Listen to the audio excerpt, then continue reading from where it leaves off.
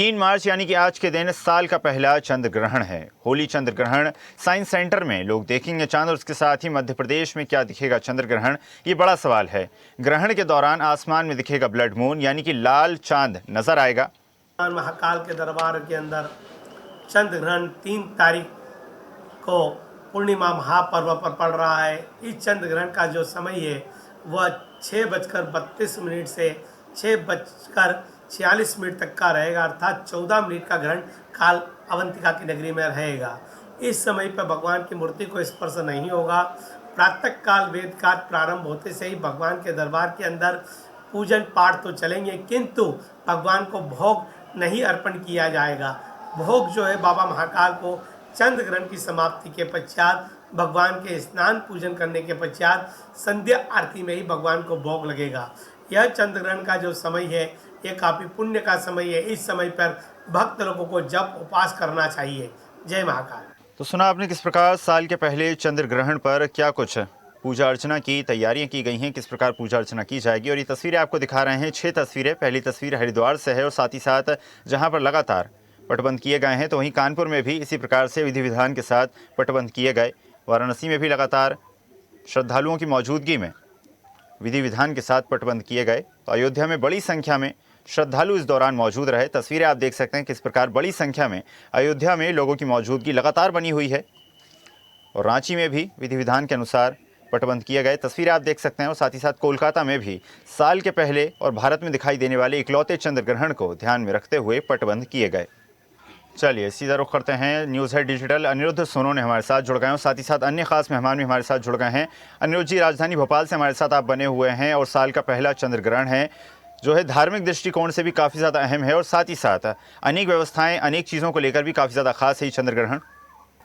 देखिए, आज साल का पहला यानी वर्ष 2026 का पहला चंद्र ग्रहण है और धार्मिक रूप से तो इसकी बड़ी मान्यता है ही, लेकिन वैज्ञानिक रूप से भी इसकी बड़ी वैज्ञानिक जांच कर रहे हैं कि इस चंद्र ग्रहण में क्या खास रहेगा। और इसके अलावा अगर बात करें तो भोपाल सहित पूरे मध्य प्रदेश में भी साइंस से जुड़े लोग दावा कर रहे हैं कि आंशिक चंद्र ग्रहण दिखेगा, जो कि भारत के अन्य हिस्सों में भी दिखेगा। और भोपाल में साइंस सेंटर में बाकायदा बच्चों के लिए, बड़ों के लिए व्यवस्था की गई है कि किस तरह वो चंद्र ग्रहण को देखें और समझें कि पृथ्वी के और अंतरिक्ष के क्या क्या रहस्य हैं। और इन रहस्यों पे से पर्दा उठाने के लिए ही यहाँ वैज्ञानिक भी मौजूद रहेंगे। और हम आपको दिखाते हैं, ये देखिए, ये पूरा ये पेंडुलम दिख रहा है और ये पूरा दिखाता है कि क्या इसकी स्थिति रहती है, पृथ्वी किस तरह घूमती है। तो अंदाजा लगाया जा सकता है कि यहाँ की तैयारियां भी पूरी हैं। और हम आपकी बात कराने की कोशिश करते हैं।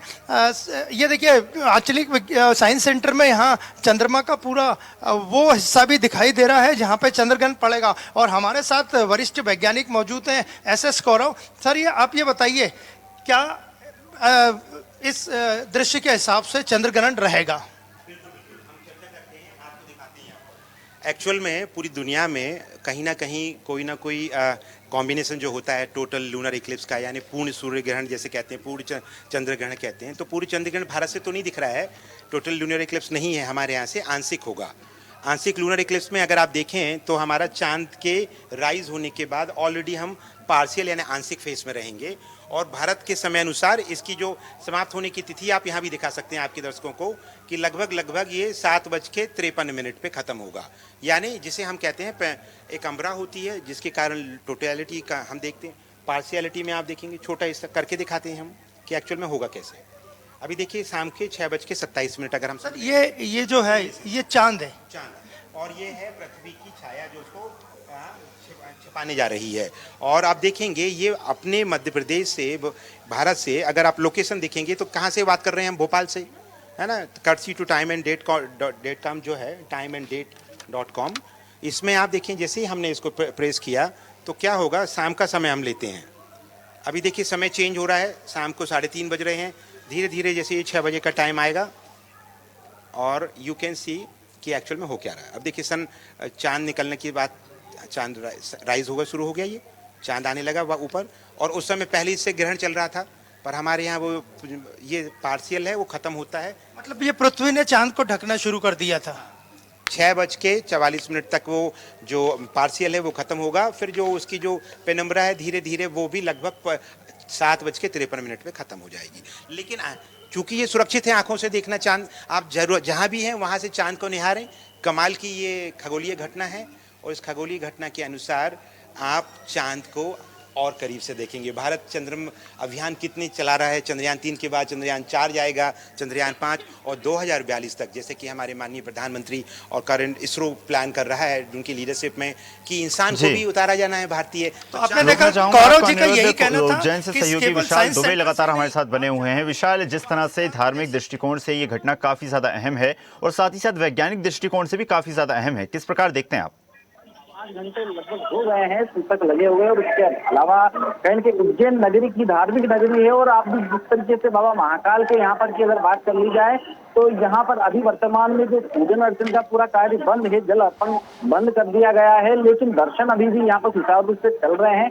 कहीं न कहीं जो भोग आरती और गज्जोदक आरती जिस तरीके से भगवान महाकाल की यहाँ पर जो भोग लगता है उस भोग में भी जो बदलाव किए गए हैं। कहीं न कहीं जो भोग है उस भोग में विशेष करके जो है शर्करा का जो भोग है बाबा महाकाल को अर्पित किया गया। इसके अलावा विभिन्न प्रकार के यहाँ पर जो है पाबंदियां लगा दी गई है और खास करके जिस तरीके से आपने मुझसे सवाल किया कि यहाँ पर जो खगोलीय घटना है और जिस तरीके से इसका असर की अगर बात करी जाए पूरा वैज्ञानिक महत्व भी है और धार्मिक महत्व तो इसका है ही है।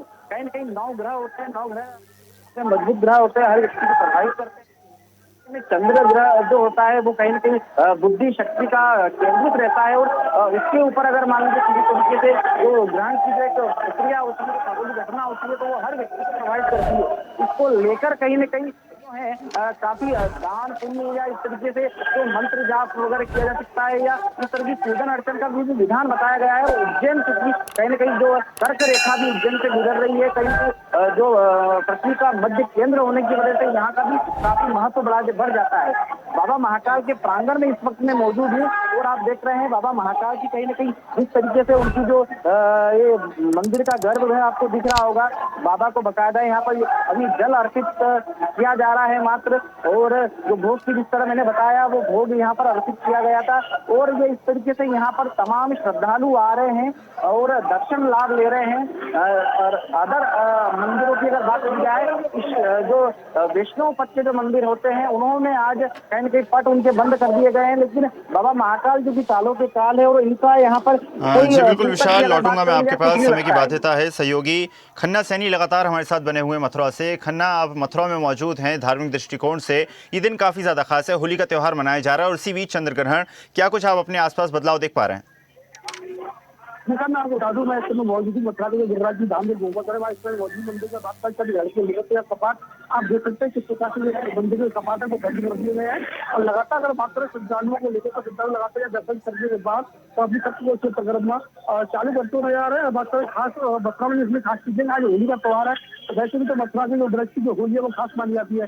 पता जाता है ना जहाँ पर यूं जो होली की परंपरा का आह्वान आज भी ब्रज में किया जाता है, लेकिन खास बात है कि छत्तीसगढ़ को लेकर बात करें श्रद्धालु को लाखों की संख्या में श्रद्धालु होली को देखने के लिए आते हैं, लेकिन जब छत्तीसगढ़ की बात सामने आती है तो छत्तीसगढ़ को लेकर बाकी बिहारी मंदिर है वृंदावन और गोवर्धन गुफा जी मंदिर है या सुबह 9 बजे कपाट बंद कर दिए गए थे। बताया जा रहा है कि छत्तीसगढ़ की जो शुरुआत होगी वो 3 बजे 21 मिनट शुरू होगा, 6:45 बजे समाप्त होगा। जब बात करें मंदिर परिसर को लेकर तो मंदिर परिसर में साफ सफाई का कार्य लगातार जारी है। आप देख सकते हैं मंदिर की साफ सफाई की जा रही है और श्रद्धालु वैसे यहाँ ऊपर से यानी बाहर से जो श्रद्धालु दर्शन करने के बाद अपनी 7 से परिक्रमा शुरुआत कर रहे हैं। मंदिर की बात करें तो मंदिर में सन्नाटा नजर आ रहा है, मंदिर में के अंदर कोई भी श्रद्धालु प्रवेश करता हुआ दिखाई नहीं दे रहा।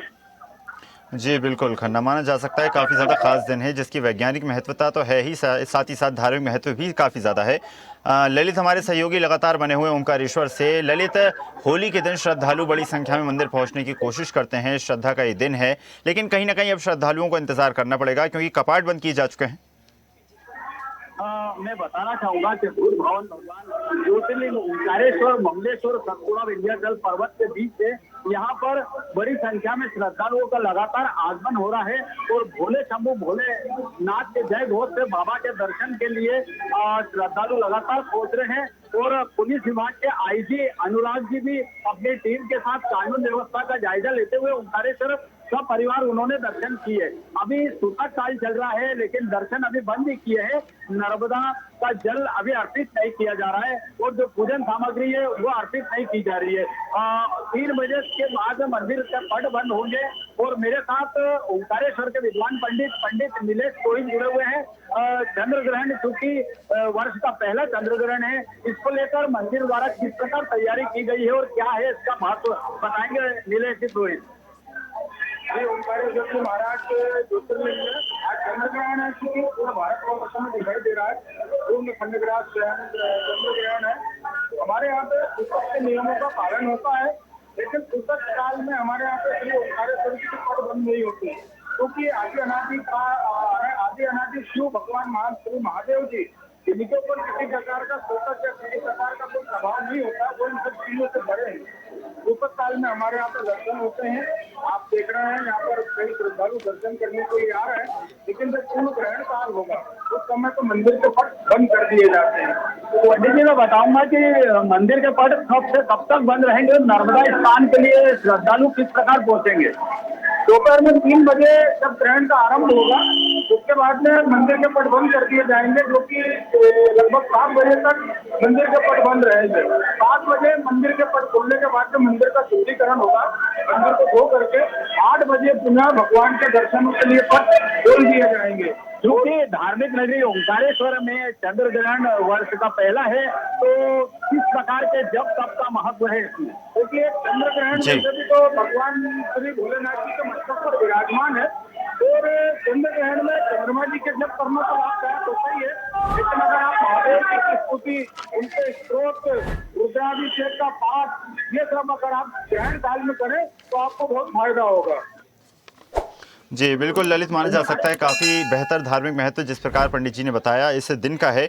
और अनिरुद्ध सोनो ने लगातार हमारे साथ बने हुए राजधानी भोपाल से। अनिरुद्ध, जिस प्रकार हमने धार्मिक महत्व की बात की, साइंटिफिक दृष्टिकोण आपने बताया, लेकिन बड़ा सवाल ये खड़ा होता है कि भारत में दिखने वाला ये इकलौता चंद्र ग्रहण है, क्या भारतवासी इसे अगर अपनी आंखों से देखते हैं तो क्या किसी प्रकार की समस्या हो सकती है?